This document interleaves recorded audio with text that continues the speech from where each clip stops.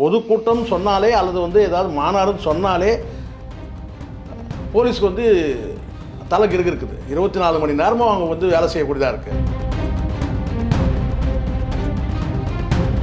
இன்னும் சொல்கிறான் வழிநடக்க 2 லட்சம் பேர் காத்திருந்தாங்கண்ணா. பொய் சொல்கிறதுக்கு ஒரு அளவு வேணாம். உடம்பு முழுக்க போய் அந்த பையனுக்கு யாருக்கு ஆதவ அர்ஜுனாவுக்கு தான் சொல்கிறேன் நான். ஸோ இதெல்லாம் வந்து ஹைப் கிரியேட் பண்ணுறது. அப்படியே வந்து பொங்குறானுங்க. எங்கள் தலைவர் கண் கலங்கினாங்க. டேய் நடிப்புல எங்களுக்கு தெரியாது. 69 படம் பார்த்துருக்கான். அவனை நடிக்கிறான். அப்படியே ஒரு பொண்ணோட புருஷன் விஜய், நீங்கள் லவ் ஃபார் எவர்னு ட்விட் போடுறீங்க. சரியா? அது நியாயமா? அது சீமான இடத்துல வேற எந்த அரசியல் கட்சியாலும் செத்து போயிட்டு இருப்பான், தூக்கில் தூங்கி இறந்துருப்பான். எல்லாத்தையும் தாங்கிட்டு போயிட்டு வலசவாக்கம் போலீஸ் ஸ்டேஷன் போய் நெஞ்சு நிமித்தி நின்னார்ல. அப்புறம் பொம்பளை மாதிரி கண்ணை கசக்கிற. உங்களுக்கு கொடுக்கப்பட்ட அசைன்மெண்ட் என்னன்னு கேட்டீங்கன்னா, டிஎம்கே ஓட்டை பிரிக்கணும், நாம் தமிழ் வளர்ச்சியை தடுக்கணும். இந்த 2 அசைன்மெண்ட் தான். உனக்கு மானம், ஈனம், சூடு, சொர்ணம் இந்த 4 இருந்ததுன்னா ஒரே ஒரு வார்த்தை, நீ குதிக்கிறல்ல, அசிங்கமாக பேசணும். அசிங்கமாக பேசுறது யார் அசிங்கமாக பேசுறது? யார் ஒன்று அசிங்கமாக பேசுறது? திமுக பேசுனாங்களா? பிஜேபி தானே பேசுனாங்க. அது மாநில தலைவர் பேசுனாங்க. பதில் எங்க? மெட்ராஸ் மெயில் நேயர்களுக்கு வணக்கம். இன்றைய நேர்காணலில் நம்மோடு இணைந்திருக்கிறார் மூத்த பத்திரிகையாளர் திரு சேகுவரா அவர்கள். வாருங்கள் பேசுவோம். வணக்கம் சார். வணக்கம். இன்றைய தினம் பார்த்தீங்க அப்படின்னா, முதல்ல வேலூரில் வந்துட்டு கூட்டம் நடைபெற்று முடிஞ்சது. தாவேக்காவோட கூட்டம் ரொம்ப சிறப்பாக நடந்தது. நிறைய விஷயங்கள் உணர்ச்சி பூர்வமான நிறைய விஷயங்களை நம்ம அதில் பார்க்க முடிஞ்சது. அதை தொடர்ந்து செயல் வீரர்கள் கூட்டம் வந்துட்டு நடந்திருக்குது. அதில் நிறைய விஷயங்கள் வந்துட்டு பேசியிருக்கிறாங்க. குறிப்பாக ஆதவ அர்ஜுனா பேசும்போது எல்லாம் பார்த்தீங்க அப்படின்னா, எங்களுக்கு கூட்டம் கூடுறதே வந்து தடுக்க பார்க்குறாங்க, எங்களுக்கு கூட்டம் வர்றதை கண்டு திமுக பயப்படுது, எவ்வளோ குறைக்க முடியுமோ குறைக்க பார்க்குறாங்க, டைமிங்கை வந்து சேஞ்ச் பண்ணுறாங்க, நிறைய புகார்களை முன்னெடுக்கிறாங்க. இது எப்படி பார்க்குறீங்க? இது பொய்ன்னு சொல்கிறதுக்கு 2 நாளைக்கு முன்னாடி, 2 நாள் தான், 21ஆம் தேதி நாம் தமிழர் மாநாடு நடந்துச்சு. ஏதாவது இந்த ரெஸ்ட்ரிக்ஷன், இந்த மாதிரி ஒரு குற்றச்சாட்டு வந்து நாம் தமிழ் வந்து எங்களுக்கு வந்து அனுமதி கிடைக்கல, எண்ணிக்கையை குறைக்கிறாங்க, ஏதாவது இன்னும் சொல்ல போனால் போலீஸ் பாதுகாப்பே இல்லாமல் அவங்க தொண்டர்களே வந்து பாதுகாப்பு கொடுத்தாங்க. போலீஸ்க்கு அங்கே பெருசாக வேலையே இல்லை. வெளியில் வேணால் கூட இருந்திருக்கலாம். ஆனால் இவங்கக்கிட்ட வந்து பார்த்தீங்கன்னா வந்து இவங்க பொதுக்கூட்டம் சொன்னாலே அல்லது வந்து ஏதாவது மாநாடுன்னு சொன்னாலே போலீஸ்க்கு வந்து தலைக்கு இருக்குது. 24 மணி நேரமும் அவங்க வந்து வேலை செய்யக்கூடியதாக இருக்குது. அப்போ அதை தாண்டி எங்களுக்கு அனுமதி கொடுக்கல. நீங்கள் திரும்பி கட்டுக்கடங்கிற கூட்டம்லாம் சொல்லாதீங்க. நான் கேட்குறது அதுதான். இப்போ சமீபத்தில் வந்து கல்யாணம் காட்சிக்கு போயிட்டு தான் இருக்கிறாரு. அங்கே ஏதாவது வந்ததா? கூட்டம் வந்ததா? ஏதாவது அந்த 41 குடும்பத்தை நீங்கள் வந்து மகாபலிபுரத்தில் கூட்டம் வந்தீங்க. அங்கே மகாபலிபுரத்தில் வந்து பார்த்தீங்கன்னா மக்களே இல்லையா? அங்கே ஏதாவது கூட்டம் இருந்ததா? நீங்களே வந்து ஹைப்பை கிரியேட் பண்ணி ஆப்பு மேலே ஏறி நீங்களே உட்காந்துட்டு அப்புறம் குத்துது குடையுதுன்னா என்ன அர்த்தம்? திருப்பி இது ஒரு காட்சி பதிவு இருக்கு. அறிவு கட்ட மாதிரி பேசுகிறான் அந்த அவன் வந்து அமாவாசைன்றது ஊருக்கே தெரியும். அறிவு கட்ட மாதிரி பேசுகிறான். வழிநடுக்க நான் சாட்சி வேணும். இவன் சொல்கிறான்ல, ஒரு நாளைக்கு 4 முறை போயிட்டு வரும் வேலூருக்கு. தாராளமாக காலையில் நீங்கள் 5 மணிக்கு நீங்கள் பஸ் ஏறினீங்கன்னா பஸ்ஸுலேயே போயிட்டு வரலாம். கார்லன்னா நீங்கள் வந்து பார்த்தீங்கன்னா 6 முறை போயிட்டு வரலாம். பேசுகிறான் வந்து பார்த்தீங்கன்னா 1.5 மணி நேரம் தான் அந்த ட்ராவலிங் டைமு. வழி நடக்க 2 லட்சம் பேர் காத்திருந்தாங்களாம். ஆமாம், இங்கேருந்து 4 hours ஆச்சு. ஆனால் நீங்கள் வேறு ஒன்றுமா சொல்கிறேன்னா, நீங்கள் வந்து ரோட்டில் போகிற வண்டியெல்லாம் கணக்கெடுப்பியாடா? நீ ரோட்டில் வந்து விஜய் கூட இருங்க. நான் சொல்கிறேன் 2 லட்சம் இல்லைம்மா. அந்த வேலூர் போகிற அந்த சாலையில் போகிறாங்க இல்லையா, போக்குவரத்துக்கு 2 வீலரில் போகிறாங்கல்ல, காரில் போகிறாங்கல்ல, பஸ்ஸில் போகிறாங்கல்ல, அதெல்லாம் நீங்கள் கணக்கெடுத்தீங்கன்னா 2 லட்சம் இல்லை 10 லட்சம் பேர் வருவாங்க. அறிவு இருக்கா அவனுக்கு? முதல்ல மொத்தம் அங்கே வந்து பார்த்தீங்கன்னா போக்குவரத்தில் இருக்கிற நீங்கள் வந்து மொத்த போக்குவரத்து, நான் சொல்கிறேன் மொத்த போக்குவரத்து எடுத்தீங்கனாலே நீங்கள் 2 லட்சம் வராது. இன்னும் சொல்கிறான் வழி நடக்க 2 லட்சம் பேர் காத்திருந்தாங்கண்ணா. பொய் சொல்கிறதுக்கு ஒரு அளவு வேணாம். உடம்பு முழுக்க போய் அந்த பையனுக்கு யாருக்கு ஆதவ அர்ஜுனாவுக்கு தான் சொல்கிறேன் நான். உடம்பு முழுக்க போய் அப்படியே வந்து பொங்குறான். வந்து யார் தான் காரணம்? தலைவராக வந்து கண் கலங்கிட்டாரு, ஜெயலலிதா கண் கலங்கினாங்க, எம்ஜிஆர் கலங்கினாங்க. எதுக்கு எதோ ஒப்பிடுது கண் கலங்கினாங்க? எப்போ எம்ஜிஆர் கண் கலங்கினாரு? ஓட வரட்டின அறிவு கட்டுவனே அவங்க தாண்டா இவங்களை வந்து பார்த்தீங்கன்னா நடக்க விட்டாங்க. பைத்தியக்கார மாதிரி பேசுகிறான் பாருங்க. ஜெயலலிதா வந்து ஓட விட்டாங்க. நீங்கள் எம்ஜிஆரை சொன்னால் கூட சொல்லலாம் 13 ஆண்டு காலம் வந்து வனவாசம் அமைச்சார் அப்படி கூட வந்து அரசியலில் வந்து பார்த்தீங்கன்னா ஒரு குறிப்புகள் சில பேர் பேசுவாங்க. எம்ஜிஆர் இருந்த வரைக்கும் ஆட்சி அமைக்கலாம் அது வேணா நீங்கள் சொல்லுங்கள். அது கூட ஓட விட சொன்னான் பைத்தியம் போல பேசுகிறான் வந்து பார்த்தீங்கன்னா வந்து ஹிஸ்டரியா பேஷண்ட் மாதிரி பேசுகிறான் ஆதவ அர்ஜுனா. நான் கேட்குறேன் ஜெயலலிதா எங்கே ஓட விட்டாங்க? ஜெயலலிதா தான் இவங்க நிறையா நடக்க விட்டாங்க. வருமானத்துக்கு வந்து அதிகமாக சொத்து குவிப்பு வழக்கில் இவங்க தான் வந்து பார்த்தீங்கன்னா படிக்கட்டாக நடந்துட்டு இருந்தாங்க. கடைசியாக அந்த வழக்கு தான் அவங்களுக்கு எமனாவே முடிஞ்சுது. அதை தொடர்ந்து தான் அவங்க சிறைக்கு போனது. பைத்தியமால பேசுகிறான். யாரை வந்து ஓட விட்டது? யார் ஜெயிலில் போய் படுத்தது? பைத்தியம் வரலாறு தெரியாமல் பேசிட்டு இருக்கிறான் அவன். இல்லை இன்னொரு விஷயம் என்ன கேட்கணும்னா, இப்போ பெரும்பாலும் கூட்டத்தை பார்த்தீங்க அப்படின்னா நிறைய பேர் வந்து லாரியில் ஆளுங்களெல்லாம் கூட்டு வருவாங்க அப்படின்னு சொல்லுவாங்க.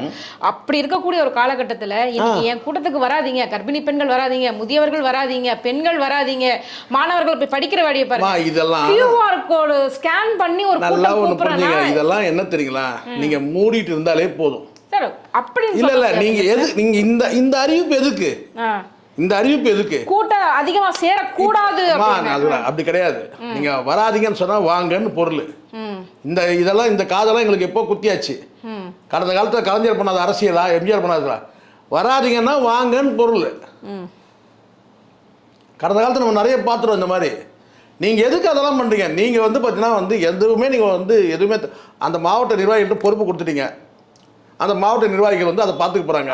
நீங்கள் எதுக்கு தனியாக வந்து கூவுறீங்கன்ற நான் எல்லாம் தற்கொலைகளை தான் இருக்குது. ஒரு பொண்ணு பேசுது, நான் எக்ஸாம் எழுதுறது கூட நான் அப்புறம் எழுதிப்பேன், நான் விஜய் பார்க்க வந்தேன்னு சொல்லுது. முதல்ல ஒரு விஷயம் நான் கேட்குறேன், அங்கே வந்தவங்களா நிர்வாகியா? 5000 பேர் நிர்வாகின்னு சொல்லடா, நிர்வாகி அங்கே வந்தவங்களா?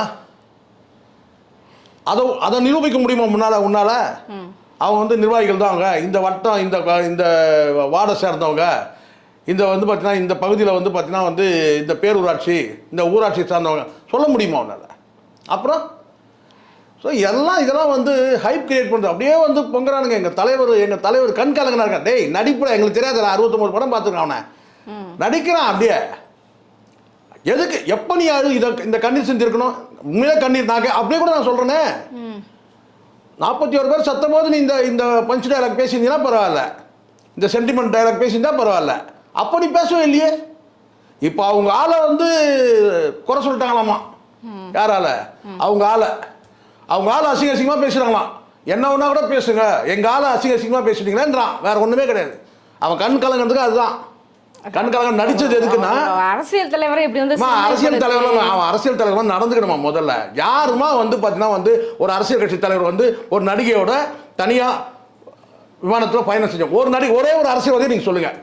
ஒரு அரசியல்வாதி நீங்க சொல்லுங்க. ஒரு ரகசிய பக்கங்கள் இருக்கு. ரகசிய பக்கங்கள் பாருங்க. அந்தரங்கம் ஊமையா இருக்கிற வரைக்கும் தான் அதுக்கு மரியாதை. அந்தரங்கம் எல்லாருக்கும் உண்டு. அந்தரங்கம் ஊமையா இருக்கணும். எதுக்கு அந்தரங்கம் ஊமையானதுன்னு சொன்னாங்க? சொல்லுங்க. ஊமையானது இல்ல, ஊமையானது. அந்தரங்கம் ஊமையானது. அந்தரங்கம் அது ஊமையா இருக்கணும். பேச விட்டு அசிங்கமாயிடும். நீங்க பேச விடுறீங்க. நீங்க இதே 4 சவுத்துக்குள்ள நீங்க வந்து பார்த்தீங்கன்னா நீங்க கூத்தடிச்சாலும் கும்பால் அடிச்சாலும் தெரியாது. பனையூர்ல நீங்க தனி விமானத்தில் பயணம் போறீங்கன்னா அதுதான் அந்தரங்கம். அந்தரங்கம் ஊமையா இருக்கணும். பேச வச்சிட்டீங்க. இப்போ புரியுதுங்களா? எல்லா மனிதரும் நீங்க சொன்ன மாதிரி வந்து மறைக்கப்பட்ட பகுதி உண்டு. எல்லா மனிதருக்கும் உண்டு மறைக்கப்பட்ட பகுதி உண்டு. அதை வந்து காதல் இருக்கும், காமம் இருக்கும். பொது வெளியில ஏன் கொண்டுட்டு வரணும்? ஒரு அரசியல் திருப்பி நான் சொல்றேன், பொது வெளியில கொண்டு வந்தது யாருமா? பொது வெளியில கொண்டு வந்தது யாரு? நீங்க தானே தனி விமானத்தில் பயணம் பண்றீங்க. நீங்க தானே நாய்க்குட்டி தூக்கி வச்சு பக்கத்தில் நிக்கிறீங்க. நீங்க தானே வந்து பார்த்தீங்கன்னா லவ் ஃபார் எவர்னு ட்வீட் பண்றீங்க. நான் கேட்கிறேன், இது யார் பண்ணது? இதெல்லாம் இந்த பொறுக்கிக்கு தெரியுமா? ஆதவ அர்ஜுனாக்கு ஒரு அரசியல் கட்சி தலைவரான பிறகு இதெல்லாம் பண்ணது யாரு? சொல்லுங்க. நீங்க பண்ணிட்டு சும்மா இருக்கிற வாய்க்கெல்லாம் அவளை எடுத்து கொட்டிட்டீங்க. மெல்ல தான் செய்வான். மெல்லும் போது அசிங்கமா இருக்குன்னா அறிவானா? ஒரு பொண்ணோட புருஷன் விஜய், நீங்க லவ் ஃபார் எவர்னு ட்வீட் போடுறீங்க. சரியாது? நியாயமா? அது சராசரி குடும்பத்தில் நடக்குமா? தொடப்பக்கட்டை பிச்சுடுவாங்க. சாதாரண கும்பலில், சாதாரண குடும்பங்களில் தொடப்பக்கட்டை இருக்குல்ல, செருப்பு பிஞ்சு போயிடும். ஆனால் அந்த பொண்ணு எங்கேயோ இருக்கு. அது ஈழத்துலேருந்து வாழ வந்த பொண்ணு. யாரோட? விஜயோட வாழ வந்த பொண்ணு, ஈழத்து பொண்ணு. ஒரு வார்த்தை இது வரைக்கும் பேசியிருக்குமா? எங்கேயாவது ஒரு மூலையில் வந்து ஒரு அறிக்கை விட்டுருக்குமா? யாருக்கிட்டையாவது புலமனதா செய்தி இருக்கா? என் கணவர் இப்படி நடந்துக்கிறாரு எங்கேயாவது பேசியிருப்பாங்களா? எங்கேயாச்சும்? இதுதான். புரியுதுங்களா? கண்டிப்பா. அதான் மானம் ஈனம் சூடு சொர்ணம் உள்ள ஒரு பெண். தம் குடும்பம் எதுவாக இருந்தாலும் நம்ம வெளியில் பேசக்கூடாது, மௌனமாக இருக்கிறாங்க. காரணம் அது வந்து ஈழத்து வளர்ப்பு. இல்ல த்ரிஷா கூட கண்டனம் தெரிவிச்சிருந்தாங்க. உங்க அரசியல் விளையாட்டுல என்ன ஏன் இழுக்குறீங்க? கண்டனம் நான் வந்து அரசியல் இதுக்கு அப்பாற்பட்டவன் அவங்க முதல்ல ஒரு விஷயம் நல்லா புரிஞ்சுங்க. அவங்க சொன்ன அறிக்கை என்ன? இவர் நயினார் நாகேந்திரன் சொன்னது என்ன? அவங்க விட்டு அறிக்கை என்ன? சம்பந்தம் இருக்கா? அவர் ஏதாவது அரசியல் கட்சியில் வாங்கன்னு ஏதாவது சொன்னாரா? இல்லை அரசியல் கட்சியில் இருக்கிறாங்கன்னு சொன்னாரா? இல்லை தாவேக்கால வந்து பார்த்தீங்கன்னா கொள்கை பரப்பு செயலர் சொன்னாரா? என்ன சொன்னார்? வீட்டை விட்டு வெளியே வாங்கன்னு சொல்கிறாரு குறிப்பிடர். அதுக்கு நீங்கள் என்ன சொன்னீங்க? என் வீட்டுக்கு அவர் இருக்கு, அவருக்கு எனக்கு எந்த தொடர்பும் இல்லை, அவர் சக நடிகர், அவ்வளோதான், அவருக்கு எனக்கு எந்த உறவும் கிடையாது சொல்லணும். அதானே சொல்லணும், நீ அதானே சொல்லணும். அப்புறம் அரசியல் கட்சியில் வந்து நான் எந்த அரசியல் கட்சியில் இல்லை, என்னை வந்து தனிப்பட்ட முறையில் வந்து பார்த்தீங்கன்னா தனிப்பட்ட வாழ்க்கை பேசாதீங்கன்னா அப்போ என்ன அர்த்தம்? தனிப்பட்ட வாழ்க்கை இருக்குது எனக்கு, ஆனால் நீங்கள் அதெல்லாம் பேசாதீங்க. அப்படி பொருளாகிடுது இல்லை, மனுஷனுக்கானுக்கு நீங்கள் பொங்குனீங்கல்ல, அது மாதிரி இதுக்கும் பொங்கணும்ல. நீங்கள் மறுப்பு தெரிவிக்கிறீங்க, ஒருத்தர் மறுப்பே தெரிவிக்கிறார். யாரை இணைத்து பேசுகிறாங்களோ அந்த நபர், அந்த நடிகர், அந்த அரசியல் கட்சி தலைவர் பேசவே இல்லை அதை பற்றி. அப்போ கோவப்படணும் இந்த இடத்துல. இதுக்கு விளக்கம் வேணுமா இல்லையா? கண் கலங்கினாரு, எதுக்குடா கண் கலங்கினா? எது கண் திமுகவோட கொடுமைகளை பார்த்து கண் கலங்கி என்னமா கொடுமை பண்ணிட்டாங்க? திருப்பி நீங்களும் பேசிட்டு இருக்கீங்க. நான் கேட்கிறேன், என்ன கொடுமை பண்ணிட்டாங்க? வீட்டு வரி உயர்வு, சொத்து வரி உயர்வு எல்லாமே உயர்வாயிருச்சு.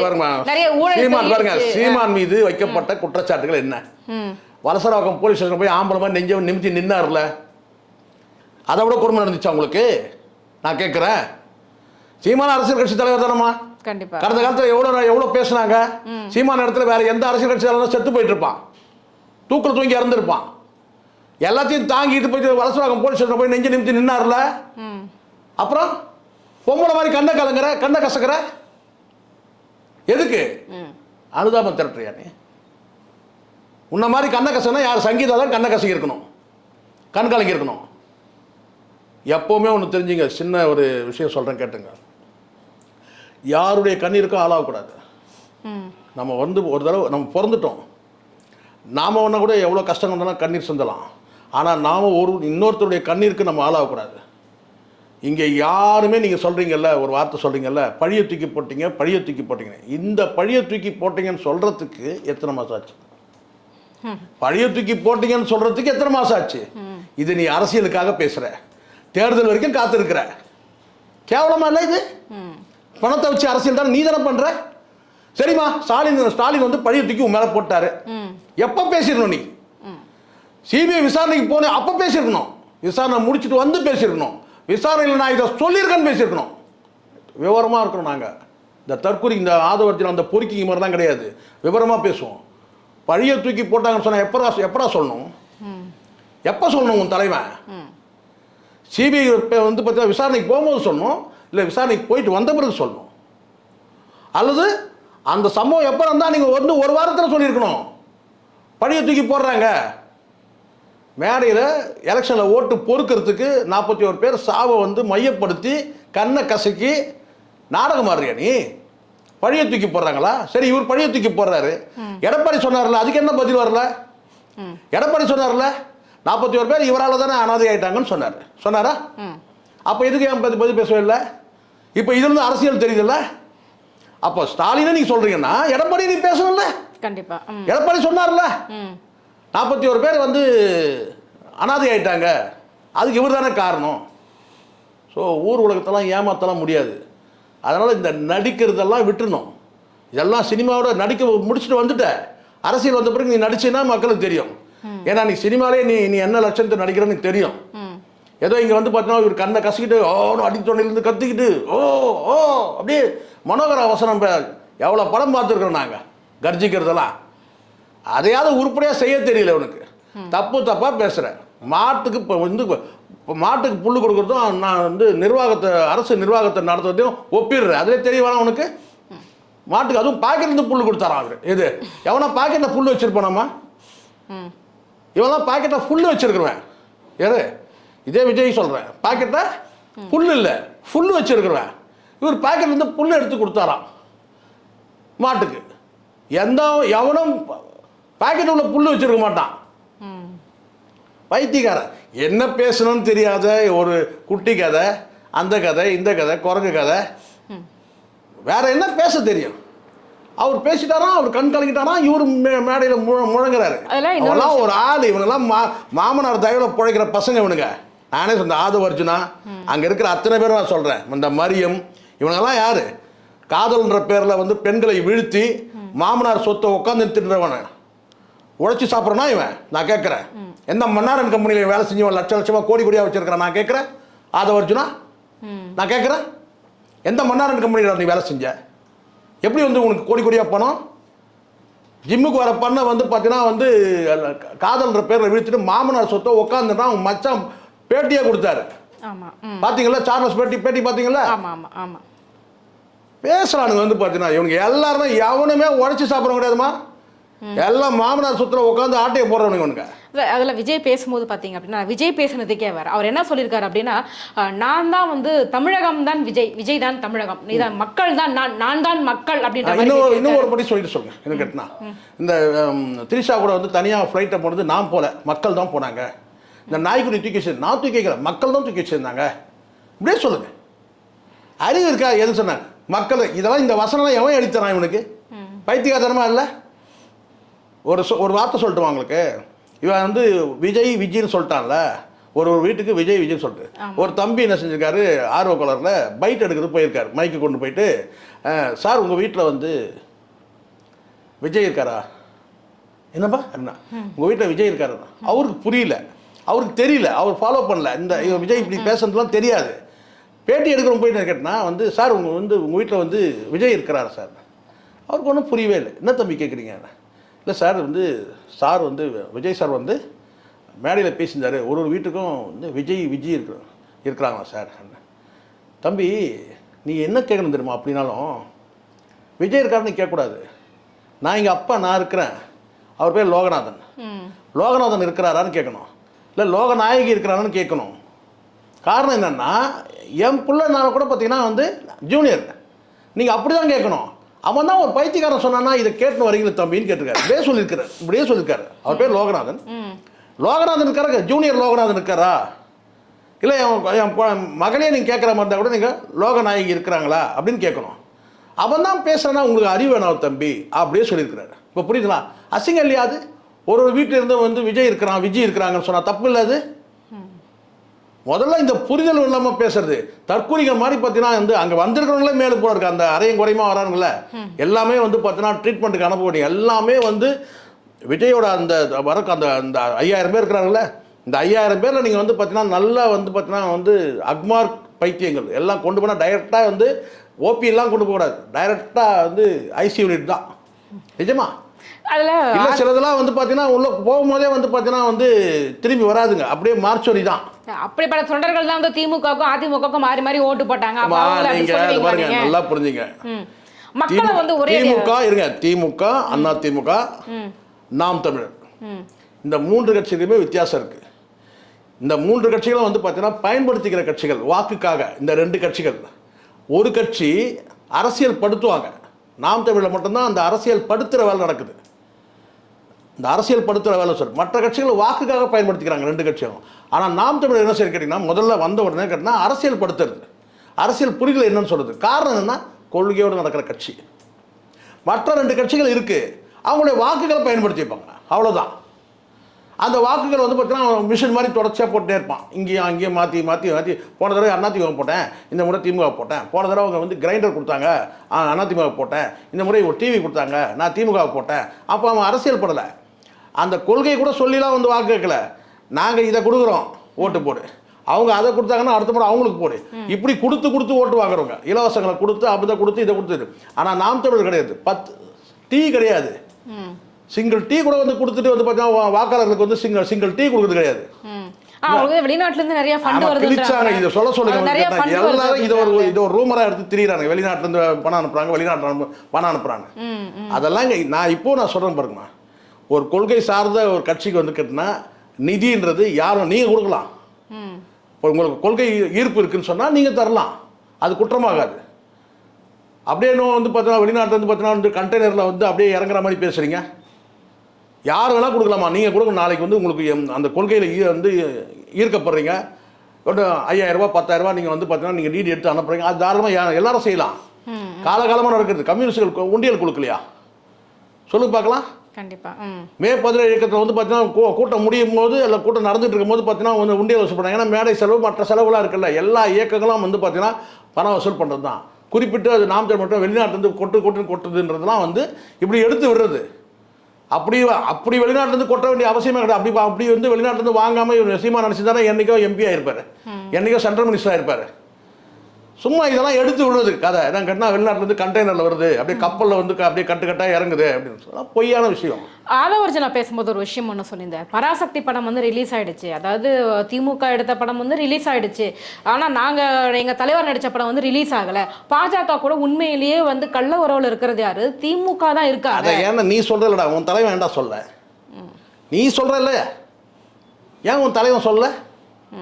கள்ள உறவில் இருக்கிறாங்கல்ல, இவங்களுக்கு தாம்மா கள்ள உறவுலாம் தெரியும். எனக்கு தெரிஞ்சு நான் சொல்கிறேம்மா, இந்த கள்ளக்காதல் இவனுங்கெல்லாம் அந்த மாதிரி ஆள் தானே. அதை ஒரிஜினா அப்படி தான் எடுத்து விட்டுருவாங்க. கதை அவன் கதை ஃபுல்லாக எனக்கு தெரியும். வேண்டாம் சார், அசிங்கமாயிடும். அப்புறம் ஆமாம், சும்மா வந்து பார்த்தீங்கன்னா வந்து ஏதோ நீங்களும் உட்காந்துருக்கீங்கன்னு நான் பார்க்குறேன் சார், தங்கச்சி ஆச்சன்னு பார்க்குறேன். அவன்லாம் ஒரு ஆழமா அவன்லாம் பேசுகிறான் வந்து பார்த்தீங்கன்னா வந்து கள்ள உறவு. நான் கேட்குறேன் இதை வந்து இப்போ நீ சொல்கிறடா, அவன் ஆம்பளை தானே உன் தலைவன், ஆம்பளை தானே, அவன் பேச வேண்டியது தானே. ஏன் ஒரு வார்த்தை கூட நீ பேசவே இல்லை? அதிமுக குறித்தும் பேசவே இல்லை, பிஜேபி குறித்தும் பேசவே இல்லை. நான் கேட்குறேன், முதலமைச்சர் டார்கெட் பண்ணுறாரு, என்டிஏவை டார்கெட் பண்ணுறாரு. நான் கேட்குறேன், தெரியாமே கேட்குறேன், இப்போ நடக்கிற தேர்தல் என்னங்க அறிவு கட்டத்தனமாக பேசுறீங்க? அதிமுக கூட்டணியில் பிஜேபி இருக்குன்னா மத்தியில் இருக்க ஆளுங்கட்சியாக இருக்கிறாங்க, என்டிஏ தலைமையில் தான் கூட்டணியே. அது என்டிஏக்கு தலைவர் வந்து பார்த்தீங்கன்னா வந்து எடப்பாடி தான் டிக்ளேர் பண்ணியிருக்காங்க. அதிமுக கூட்டணின்னு சொல்ல முடியாது. அங்கே கூட்டணியே வந்து பார்த்தீங்கன்னா என்டிஏ கூட்டணி தான். அப்போ என்டிஏ அவங்க டார்கெட் பண்ணுறாங்கன்னா ஒரு இந்த பிஜேபி வந்து ஒரு 10 எம்எல்ஏ ஜெயித்தாலும் ஆட்சி வந்து பார்த்தீங்கன்னா பிஜேபி ஆட்சி தான். எடப்பாடி பொம்மையாக இருப்பார் சொல்கிறீங்களே, இப்போ பொம்மை முதல்வர். உண்மையான பொம்மை முதல்வர் யாருன்னா எடப்பாடியே தான் இருப்பார். காரணம் என்னன்னு கேட்டிங்கன்னா, அந்த அளவுக்கு ஒட்டுமொத்தமாக வந்து தமிழர் அடையாளமே அழிக்கப்படும். ஏன்னா அதுக்கு உதாரணம் வந்து நான் ஏற்கனவே சொல்லியிருக்கிறேன். எடப்பாடி ஆட்சி முடியறதுக்கு ஒரு 3-4 மாதம் இருக்கும்போது பார்த்தீங்கன்னா ரிப்பன் பில்டிங்கில் இருக்கிற சென்னை கார்பரேஷன் வந்து அந்த பில்டிங் மேலே இருக்கிற தமிழ் வாழ்க தமிழ் வளர்க போர்டு தூக்கிட்டாங்க. நைட்டா போர்டு இருந்ததுக்கான அடையாளமே தெரியல.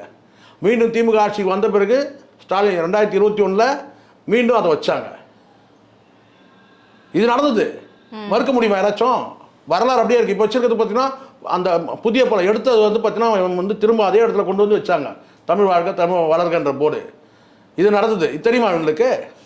அதனால் சொல்கிறாங்க, நான் எப்படி இருந்தாலும் பிஜேபி ஆட்சி தான். அதுக்கு வந்து பார்த்தீங்கன்னா அவங்க வந்து இலக்கு வைக்கிறாங்க, அது அவங்களோட இலக்கு. உங்களோட இலக்கு என்ன? நீங்கள் பிடிச்சி தொங்குறீங்க. உங்களுக்கு கொடுக்கப்பட்ட அசைன்மெண்ட்டு என்னென்னு கேட்டிங்கன்னா டிஎம்கே ஓட்டை பிரிக்கணும், நாம் தமிழ் வளர்ச்சியை தடுக்கணும். இந்த 2 அசைன்மெண்ட்டு தான். விஜய்க்கு கொடுக்கப்பட்ட அசைன்மெண்ட்டு, டெல்லி அசைன்மெண்ட்டு, திமுக ஆட்சியை கலைக்கணும், கூட்டணியை உடைக்கணும், நாம் தமிழ் வளர்ச்சியை தடுக்கணும், 8% மேலே ஏறிடக்கூடாது, இல்லை அதை விட குறைக்கணும். இதை தவிர வேற என்ன இருக்கு அவன்கிட்ட? குறையும் நினைக்கிறீங்களா நாம் தமிழரோட ஓட்டு? கண்டிப்பாக குறையாது.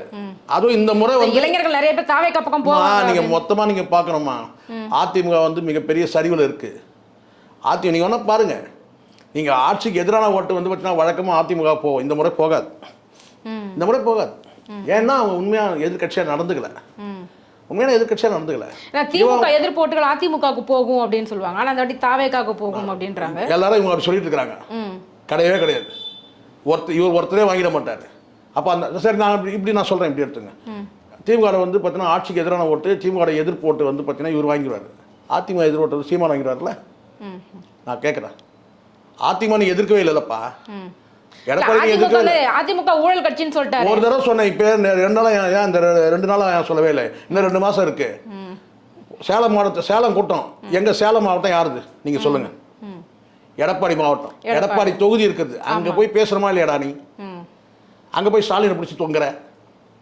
அவர் தான் களத்தில் இருக்கிறவங்க கூட தான் களத்தில் இருக்கிற களத்தில் யாருமா ஆளுங்கட்சியாக இருந்தார் இல்லைம்மா, இன்னைக்கு எதிர்கட்சி இல்லைம்மா, ஊழல் கட்சி இல்லைம்மா. எடப்பாடி ஊழல் கட்சி தானே, அதிமுக ஊழல் கட்சி. ஏன் பேசவே இல்லை சேலத்தில்? அங்கன்னா காதில் வளையமா போட்டுன்னு இருக்கிறோம்.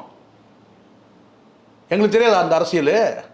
ஏன் எடப்பாடி பற்றி பேசவே இல்லை? எடப்பாடி சட்டமன்ற தொகுதியில் ஜெயிச்சு வருமா அவரு? ஏமா பேசவே இல்லை?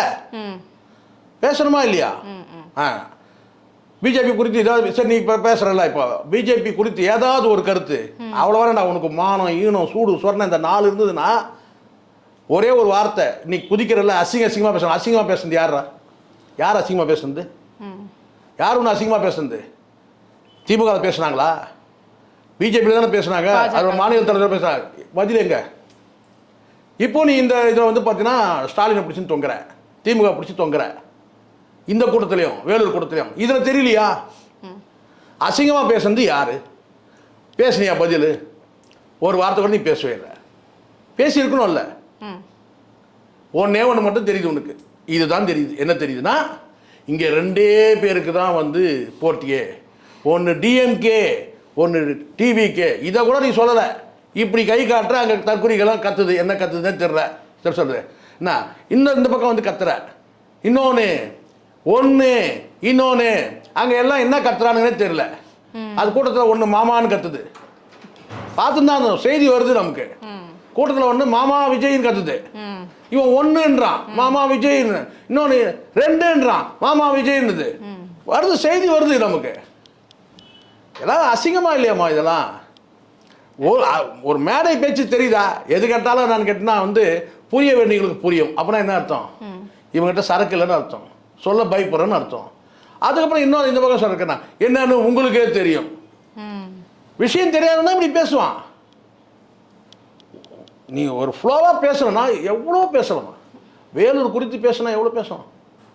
பக்கத்திலே பாலாறு ஓடுது, பேசியிருக்கணுமா? நான் பாலாற்றில் வந்து பார்த்தீங்கன்னா வந்து மணல் கொள்ளை கிட்டத்தட்ட வந்து 50 ஆண்டு காலமாக வந்து பார்த்தீங்கன்னா பாலாற்றில் வந்து பார்த்தீங்கன்னா வந்து மண்ணு திருடுறான், மண் திருடுறான். சொன்னல ஏன் வறட்சி ஆச்சு? பேசணும்ல.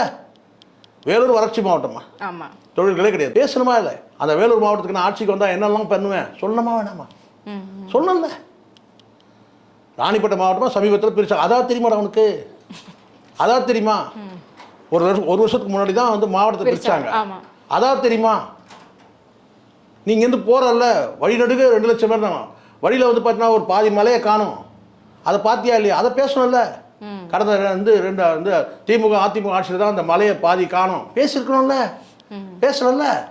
அப்போ உனக்கு தெரியவே இல்லை, அந்த மாவட்டத்தை பற்றி தெரியல. நீ போகும்போதே என்னன்னு கேட்டினா அசிங்கமாக பேசிட்டாங்க, நம்ம ஆள் அசிங்கமாக பேசிட்டாங்க, நம்ம ஆள் அசிங்கமாக பேசிட்டாங்க, அதுக்கு நம்ம கவுண்டர் கொடுக்கணும். அது நீ இங்கேருந்தே கொடுக்கலாமே. இதுக்கு எதுக்கு நீ வேலூர் போகிற? பார்ஷியாலிட்டியாக இருக்கக்கூடாதுமா. நீங்கள் அரசியல் பேசுகிறேன்னா திமுகவை சாடும்போது அதிமுக சாடணும். அதான் நடுநிலை, அதுதான் நியாயம். ஒரு கட்சியை மட்டும் நீ சாட வேண்டிய அவசியம். அப்போ உனக்கு கொடுக்கப்பட்ட அசைன்மெண்ட். பிஜேபியும் பேசு. சரி, ஊழல் கட்சின்றல, சரி நீங்கள் எடுத்துக்கணும். இப்படி வரும். திமுக ஊழல் கட்சி, அதிமுக ஊழல் கட்சி, காங்கிரஸ் என்ன கட்சி சொல்லு. காங்கிரஸ் காலை நக்கிட்டு இருக்கிற நேற்று வரைக்கும். ஆதவர்ஜனா வந்து நீ நக்கி முடிச்ச உடனே ஆதவர்ஜனா போய் நக்கிறான். இதுதான் உண்மை. காங்கிரஸ் காலை நக்கிட்டு இருக்கிறீங்க நீங்கள். ராகுல் காந்தி காலை நக்குறீங்க, ஆன்லைனில் நக்குறீங்க. இதுதான் உண்மை. நேராக போய் நக்கினா தெரிஞ்சிடும், ஆனால் ஆன்லைனில் நக்குறீங்க காலை. நான் கேட்குறேன், காங்கிரஸ் ஊழல் கட்சியா இல்லையா? பேசணுமா இல்லையா? காங்கிரஸ் இலங்கையில் செய்த சாதனை என்ன? 1.5 லட்சம் பேர் என்ன ஆனாங்க? பேசணுமா இல்லையா? அந்த காங்கிரஸோட நீ வந்து கூட்டணி வைக்கிறேன்ற யாரா முதல்ல? நீ முதல்ல நான் கேட்குறேன், ஆதவர்ஜனா கேட்குறேன். காங்கிரஸோட கூட்டணின்ற, ராகுல் காந்தியோட கூட்டணின்ற, அங்கே ராஜபக்ஷ பையன் வந்து பார்த்தீங்கன்னா நீ கட்சி தொடங்கினா வாழ்த்து தெரிவிக்கிறான். நீ யார்? நீ யாரா? நீ முதல்ல தமிழினத்துக்கு உனக்கு என்ன சம்பந்தம்? ஒரே கேள்வி தான் நான் கேட்பேன். நீ இவ்வளோ பொங்குறீங்களா, ஒரு கேள்வி பதில் சொல்லுங்க. காங்கிரஸ் வந்து பார்த்தீங்கன்னா வந்து ராகுல் காந்தியை நான் வந்து கூட்டணிக்காக வந்து பார்த்தீங்கன்னா தொங்கிட்டு இருக்கீங்க. நீங்கள் தான் தொங்குறீங்க. இல்லை, காங்கிரஸ் வந்து பேசித்தானே இருக்காங்க. கூட்டணிக்கு தொங்கிட்டு இருக்கீங்க. நீங்கள் தொங்குறீங்க. காங்கிரஸ் தொங்குதா, நீங்கள் தொங்குறீங்கன்னே சொன்னோம். எனக்கு காங்கிரஸோட கிடையவே கிடையாதுங்க. மானம் ஈனம் சூடு சொன்னதா நீங்கள் என்ன சொல்லணும்? பச்சை உங்கள் உடம்புல ஓடுற வந்து ரத்தம் வந்து பச்சை தமிழ் ரத்தமாக இருந்தால் நீங்கள் என்ன சொல்லணும்? காங்கிரஸோட எந்த காலத்தையும் கூட்டணி கிடையாது சொல்லணுமா இல்லையா? நீ கட்சி தொடங்குற, அங்கே ராஜபக்ஷ பையன் வந்து உனக்கு வந்து பார்த்தீங்கன்னா வாழ்த்து தெரிவிக்கிறான். யாரா நீ? நீங்கள் போயிட்டு வந்து இன்னொரு கட்சியை நீங்கள் பேசுவீங்க. நீங்கள் சீமானை பற்றி பேச தகுதி இருக்கா? இவருக்கு சொல்கிறாங்க என்னன்னு கேட்டினா, இங்கே எங்கள் 2 பேருக்கு மட்டும்தான். மற்றவங்களை பற்றிலாம் நாங்கள் வந்து வாண்டடாக வந்து வண்டியில் ஏறுறாங்க. பொறுக்கிட்டு தானே அந்த மாதிரி பேசும். வாண்டடாக வந்து வண்டியில் ஏறுறான். பச்சக் பச்சக் பச்சக் பச்சக்குன்னு வந்து ஓட்டு போடுங்க. என்ன வார்த்தை இது? பச்சக் பச்சக்குன்னு அறிவு கட்டேன். கொஞ்சமாச்சும் நாகரிகமான பேச்சு வேணாமா ஒரு அரசியல் கட்சியாளருக்கு? பச்சக்குன்னு வந்து ஓட்டு போடணும். அப்படி தான் வந்து பார்த்தீங்கன்னா கேட்டால் வந்து காதில் வந்து விசில் ஊதி அனுப்புங்க. பணம் கொடுத்தாங்கன்னா வாங்கிக்கிட்டு காதில் விசில் வாங்கி ஊது. பொறுக்கித்தனமாக இருந்து பேச்சலாம் ஒரு அரசியல் கட்சி தலைவர் மாதிரியா இருக்கு பேச்சு? நான் கேட்குறேன். வாண்டடாக வந்து வண்டியில் ஏறுறாங்க. இதெல்லாம் ஒரு வார்த்தையா இது? எந்த சூழ்நிலை இவங்க என்னன்னாக்கா அது நக்கல் அடிக்கிறது. நாம் தமிழர் தான் வந்து ஜாடையாக சொல்கிறது. ஏன்னா அடுத்த கட்சினா நாம் தமிழர் தானே. நீங்கள் சீன்லேயே என்ன சொல்ல போனால் இங்கே உண்மையான போட்டியே வந்து பார்த்தீங்கன்னா டிஎம்கேக்கும் என்டிகேக்கும் தான் போட்டி. அதை மடைமாற்றம் பண்ணுறதுக்கு தான் இவன் என்ன செய்கிறான், அழுத்தி சொல்கிறான். எது நல்லா ஞாபகம் வச்சுங்க, மனசுல பதிய வைக்கிறாரா மாதிரி. நான் கேட்டா இங்கே 2 பேருக்கு எங்களுக்கு மட்டும்தான், ஸ்டாலின் சாருக்கும் எனக்கும் தான், ஸ்டாலின் சாருக்கும் எனக்கும் தான். ஸ்டாலின் சார், இந்த ஸ்டாலின் சாரே நான் தானே உன்னை சொல்ல வச்சேன். முத்துவேல் கருணாநிதி ஸ்டாலின் நீ சொல்லியா? அவன் வயசு என்ன, அவர் வயசு என்ன, அவங்க சீனியாரிட்டி என்ன சொல்லுங்க பார்க்கலாம். சொல்லியா நீ? முத்துவேல் கருணாநிதி ஸ்டாலின் அவர்களே, ஸ்டாலின் அங்கிள் சொன்னல, உன்னை சொல்ல வச்சோம். இப்போ என்ன செய்யறேன்? சார் ஸ்டாலின் சாருக்கும் எனக்கு தான் போடும். எதுக்குன்னா எங்கேயும் வந்து இப்படி பதிஞ்சிடக்கூடாது, எங்கேயும் பதிஞ்சிடக்கூடாது. ஏன்னா நாம் தமிழர் எதுக்கு அவன் கண்களாக தெரியணுமாம்மா உங்களுக்கு? எதுக்கு இப்படி அழுத்தமாக பதிவு பண்ணுறான்? இங்கே வந்துடக்கூடாது, டிஎம்கே வெர்சஸ் என்டிகேன்னு வந்துடக்கூடாது. ஏன்னா பயந்துட்டான், மாநாட்டை பார்த்தா பயந்துட்டான். இவன் அழுதுறதுக்கு காரணமே எனக்கு தெரியுமா? 2 காரணமா, 2 காரணம் தான் இவன் அழுதுறதுக்கு. அவன் சொல்கிற மாதிரி சொல்லுவான், 2 பேருக்கு போட்டினா 2 காரணம் தான். ஒன்று அவங்க ஆளை வந்து பிஜேபியோட மாநில தலைவர் வந்து இப்படி சொல்லிட்டாரு அப்படின்னு சொல்லிட்டு அதுக்காக கண்ணீர். இன்னொன்று என்னன்னு கேட்டிங்கன்னா, நாம் ஒரு கற்பனை உலகத்தில் இருக்கிறோம். முதலமைச்சராகி போய் நம்ம வந்து கோட்டையில் உட்காந்து கையெழுத்து போகிற மாதிரிலாம் நம்ம கனவு காண்றோம். அந்த கனவு செதஞ்சிடும் போல இருக்கு. ஏன்னா நாம் தமிழர் மாநாடு அப்படி நடந்துச்சு, பிரம்மாண்டத்துலேயும் பிரம்மாண்டம். ஊடகங்கள்லாம் இருட்டடி பண்ணியே வந்து பார்த்தீங்கன்னா அந்த யூடியூப் மூலமாக வந்து வெளிச்சத்துக்கு வந்திருக்கு. மிகப்பெரிய அளவில் ஒரு கூட்டத்தை இது வரைக்கும் வரலாறு காணாத வந்து ஒரு மாநாடு, வரலாறு காணாத ஒழுக்கத்தோடு நடந்த மாநாடு. இதெல்லாம் பார்த்தா இவன் பயந்து போய் கண் கலங்குறான். வேற ஒன்று, இவன் கண் கலங்குறது அதுதான் காரணம், இதை தவிர வேற ஒன்றுமே கிடையாது. ஆனால் எப்படி இருந்தாலும் இவன் சட்டசபையில் வந்து போய் கால் வைக்கட்டும் தாராளமாக, நமக்கு அது கவலையே இல்லை. ஏன்னா இது நிலை கிடையாது, நல்லா தெரியும். ஏன் விஜயகாந்த் கூட அப்படிதான் ஜெயிச்சா தெரியும் நினைக்கிறேன் உங்களுக்கு. விஜயகாந்த் எப்படிப்பட்ட மனுஷன், எப்படிப்பட்ட நபர். அவரே ஒரு முறை அடுத்த முறை தூக்கி போட்டாங்க. ஆனால் நாம் தமிழர் கட்சியில் ஒரு வேட்பாளர், அது சீமான் போனாலும் பார்த்தீங்கன்னா ஸ்ட்ராங். அவ்வளோதான். காரைக்குடியில் ஒரு தடவை ஜெயிச்சா முடிஞ்சு போச்சு, நிரந்தர சட்டமன்ற உறுப்பினர். அது பார்க்கலாம். இதெல்லாம் வந்து பார்த்தீங்கன்னா அப்படியே ஒரு முறை இந்த தற்கொலைகளால் வந்து வாக்கு போட்டு இவன் அப்படியே உள்ளே போனால் கூட பார்த்தீங்கன்னா இவன் உள்ளே இருக்க போகிறது இல்லை. ஏன்னா கூட யாரும் துணைக்கு போகணும். சீமான் வந்து துணைக்கு யாரும் தேவையில்லை. சீமான் ஒரு ஆள் போனால் 234 பேர் போன சமம். ஆனால் இவன் போனான்னா திரும்பி பார்த்துனே போவான். இவன் பிரச்சனையே இவனுக்கு என்னன்னு கேட்டிங்கன்னா, நமக்கு உள்ளே போனால் பாதுகாப்பு இருக்குமா, சட்டசபைக்கு போனா. ஏன்னா கூட யாரும் வர போறது இல்லை, கண்டிப்பா ஒருத்தன் கூட தேர போறது இல்லை. விஜய்க்கு சொல்றேன். அப்ப விஜய் ஜெயிச்சிருவாருன்றீங்க. ஒருவேளை ஜெயிச்சா சொல்றேன் நான், ஒருவேளை ஜெயிச்சா உள்ள போக மாட்டான்னு சொல்றேன். சட்டசபைக்கு ஜெயிச்சாலும் சட்டசபைக்கு போக மாட்டாமா? முதல்ல அவன் எலெக்ஷன் நிக்கிற ஐடியா இல்லமா, அது வேற விஷயம். எலெக்ஷன் நிக்கிற ஐடியா இல்ல அவனுக்கு. இந்த வடசனையில நிப்பாங்க அப்படின்னு இவனுக்கு சொல்லிட்டு இருக்காங்க. எங்கேயாவது இது கேள்விப்பட்டிருக்கலாமா? இவர் டிக் பண்ண ஒரு செய்தி போடுறாங்க, பெரம்பூர் தொகுதியை டிக் செய்தார் ஆதவர்ஜுனா. யார் போட்டியிட? தலைவர் போட்டியிட. டேய், இதை யார் டிக் பண்ணணும்? விஜய் தானமா டிக் பண்ணணும். ஆதவர்ஜுனா எங்கே போட்டிடுறாரு, ராஜ்மோகன் எங்கே போட்டிடுறான், இன்னும் இருக்கிற அந்த தற்கொலைகள்லாம் எங்கெல்லாம் போட்டு அவன் தானே டிக் பண்ணணும், தலைவர் தானே டிக் பண்ணணும். தலைவர் தொகுதி நிற்கிற தொகுதியை வந்து இவன் டிக் பண்ணுறான். ஆதவர்ஜுனா டிக் செய்தார். வந்து விஜய் போட்டியிடக்கூடிய பெரம்பூர் தொகுதியை டிக் செய்தார். இப்போ இதெல்லாம் தெரியுதுங்களா? கட்டமைப்பு தலைகீழாக இருக்குது, கொலாப்ஸாக இருக்குது. ஸோ பார்ப்போம் 2026 தேர்தல் அதோடைய முடிவுகள் எப்படி இருக்க போகுது அப்படிங்கிறது நீ வருங்காலங்கள் முடிவு செய்யட்டும். எங்கள் கேள்விகளுக்கு ரொம்ப சிறப்பான பதில் சொன்னீங்க. நன்றி.